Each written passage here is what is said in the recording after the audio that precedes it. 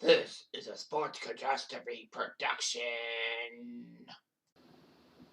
Hey there, Heather Ho, there's Jeff Cutter Diamond. Welcome you to another Sports Catastrophe Birthday Boy. And the birthday boy for September 1st is an analyst for ESPN, who was iconic in a way. He did a lot of stuff for ESPN. He's 63 years old today, and he is Kenny Mayne. Kenny Mayne came from the state of Washington. He graduated from UNLV with a degree in broadcasting in 1982.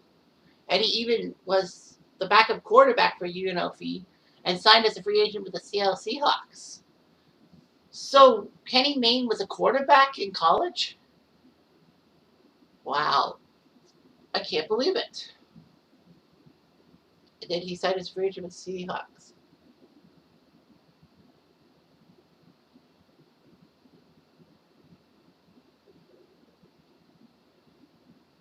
Anyway, he became a reporter for a Las Vegas TV station and then spent 7 years, 82 to 89, at KSTW in Seattle.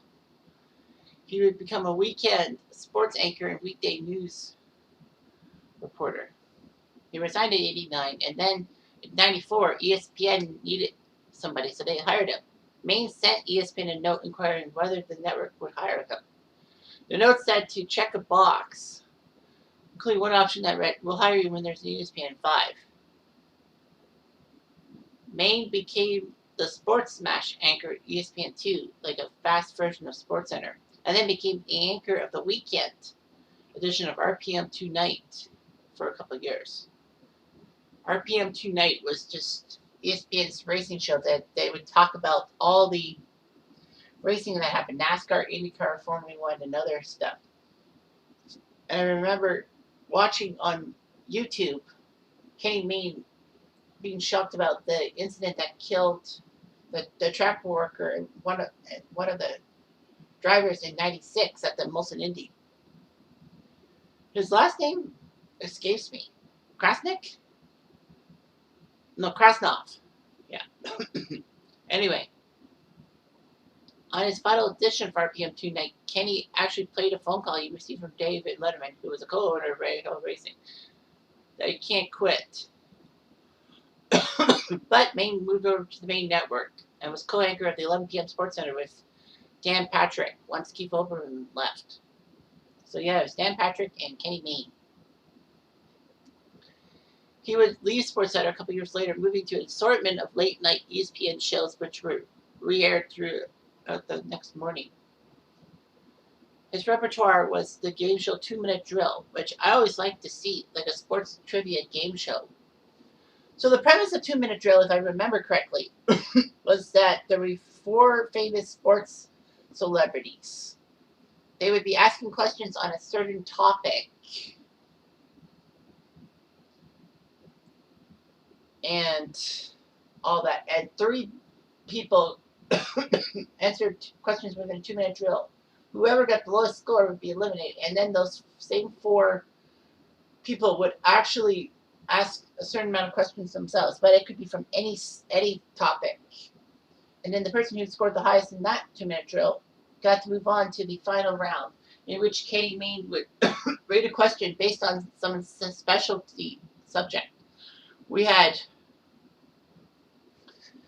people like doing the 1982 World Series or Joe Paterno. Excuse me. So, yeah. It was kind of a cool game show and all that. As usual, Canadians could not compete. Like, fuck off. Sorry. Anyway, Mayne was seen as those for ABC and ESPN's horse racing events. He would actually be part of Sunday NFL Countdown called the Main Event. Kenny Mayne was allowed to come back. Well, in 2007, they signed him to a contract to cover horse racing and to go back to SportsCenter for a while.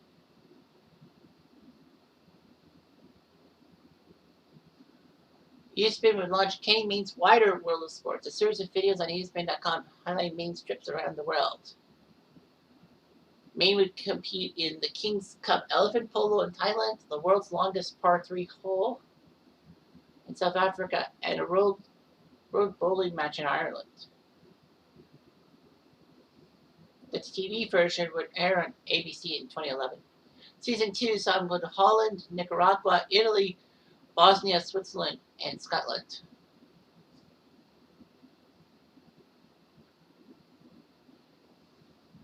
Anyway, Mayne came back to SportsCenter in 2013 to do 70 episodes of SportsCenter.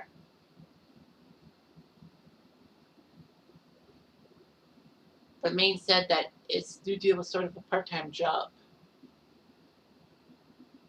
He had a dry sense of humor, and he decided to depart from ESPN after 27 years in May 2021. Obviously, he declined a 60% pay cut. Well, who would? Who would cue that?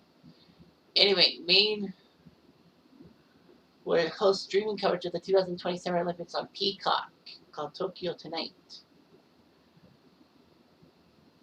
Mayne was actually Dancing with the Stars the second season.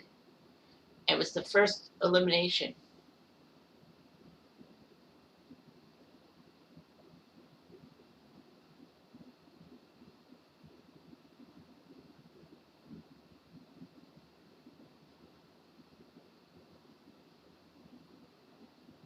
So anyway, Kenny Mayne was actually in basketball. I forgot about that. He was in basketball. And he was alongside Dan Patrick on SportsCenter to cover the playoff competition and all that.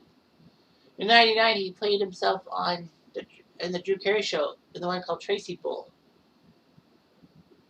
I thought it was the threesome of Brent Musburger, Lynn Swan, and Joe Theismann. I can't remember. Who's in this one?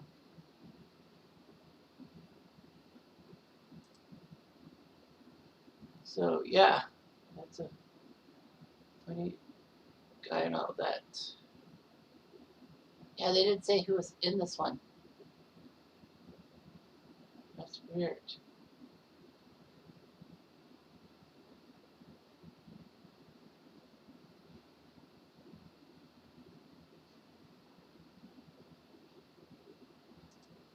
So anyway, yeah.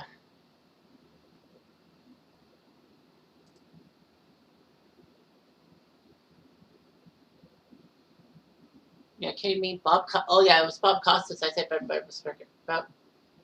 I guess Kenny Mayne was in the one with Costas and Swan. So yeah, that makes sense. But anyway, yeah.